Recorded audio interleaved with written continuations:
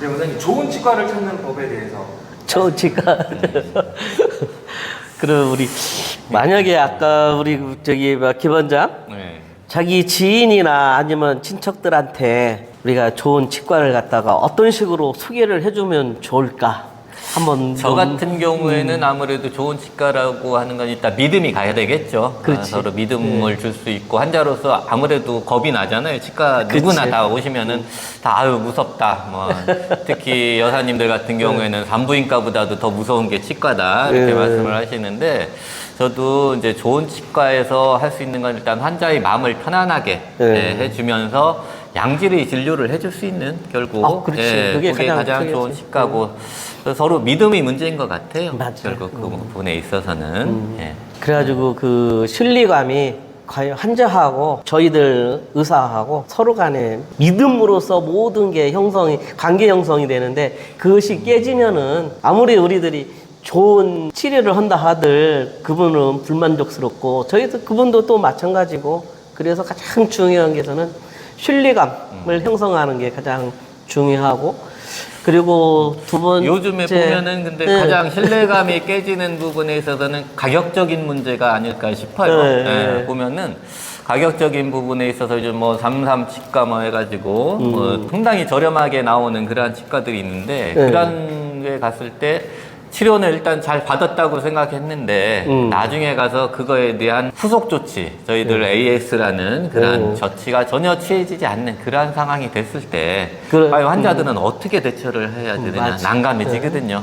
그런 부분에 대해서 어떻게 생각하세요? 아, 저도 마찬가지. 가장 중요한 건 내가 좋은 치료를 했는데 이것을 갖다가 환자분들은 오랫동안 쓰기를 원한단 말이야. 네, 그렇죠. 그러면 우리가 정기적인 리콜 시스템을 통해 가지고 정기적으로 관찰해주고 거기에 대해서 지켜봐주고 거기에 맞는 적당한 시기마다 치료를 해주고 예방을 해줘야 하는데 그것을 못 해주는 경우가 있을 거란 말이야. 그런 것을 갖다가 제대로 해주는 치과를 가장 먼저 찾는 게 좋지 않을까. 그러기 정기적인. 위해서는 아무래도 오랫동안 그 치과 자리를 원장님 몇 년이나 되셨어요 지금 해물한테 치과는? 거의 한 25년 넘게 된 것 같아요. 예. 그러니까 환자 처음 25년 전에 왔던 환자가 문제가 생겨서 왔을 때 그 자리에 똑같은 원장님 계시면 환자들은 일단 기뻐 좋아해요. 예, 너무 반가워하시고 그러는 걸 볼 때 그런 것들 연속성이라는 거 그런 것들은 결코 환자의 신뢰가 쌓여가면서 연속성이 이어질 때 훌륭한 좋은 치과가 아닐까 그렇게 생각이 들어요. 맞아요. 그래가지고 모든 게 비용이 우리가 요새 보면은 싸게 저기 하는데 근데 그렇게 하면은 저희들이 과연 양질의 그 진료를 할 수 있을까 정말로 저는 거기에 대해서 퀘션 마크를 들어요. 왜냐면 우리가 예를 들어 하나의 그 치료를 할 때 들어가는 우리의 수고와 시간과 그리고 또 환자에 대한 치과를 찾는 내방 횟수도 모든 게 다 포함되는 것이거든요. 근데 그것을 갖다가 무시를 하고 싼 가격으로 그래서 저는 정말로 납득이 안 가거든요.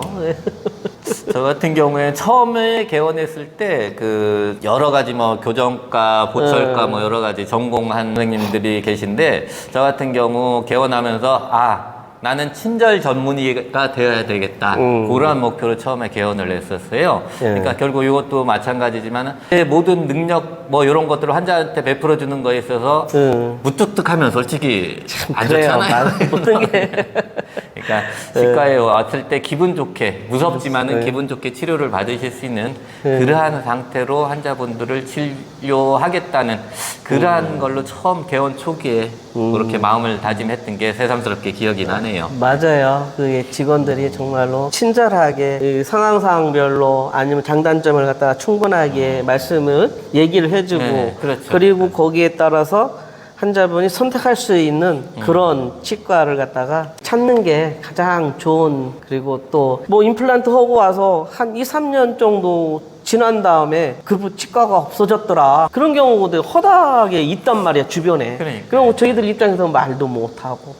그러한 것을 갖다가 하기 위해서는 경험이 어느 정도 있고 그 치과가 장기간 되고 하는 곳이 좋은 치과라고 저는 소개해주고 싶어요. 저도 그리고 또 뭐 과연 어느 정도에서 원장님은 생각할 때 적당한 가격이라고 생각하시는지?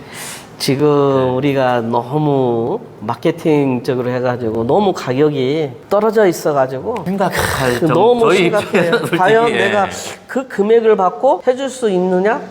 정말로 힘들어요.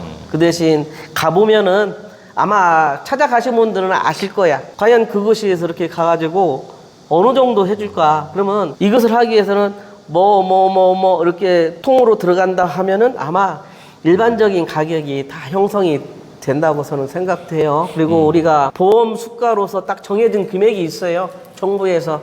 임플란트 그렇죠. 한 개 딱 하면은 환자분들한테 얼마 받고 저희들이 보험 수가로 받는 금액이 있어요. 보통 보험 수가로서는 아마 한 120만, 100만 원에서 그렇죠. 120만 원 사이? 100만 원에서 120만 원 정도가 보험 수가로 정해져 있습니다. 그것을 그동안에 그들 갖다가 무너뜨리고 계속 그렇게 낮춰서 하면은 큰 문제가 되지 않을까.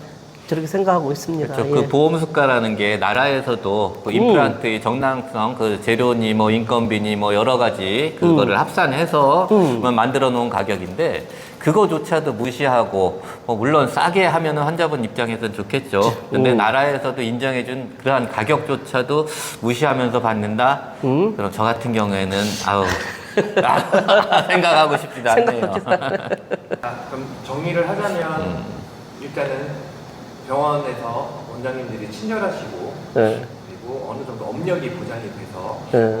다다음에 찾아갔는데 없어지지 않는 병원에 그리고 너무 저가로만 시술하는 병원이 아니라 적당한 가격에서 진료를 볼 수 있는 그런 병원들이 그냥 좋은 치과다 기준으로 이렇게 정리를 하는 네. 것 같습니다.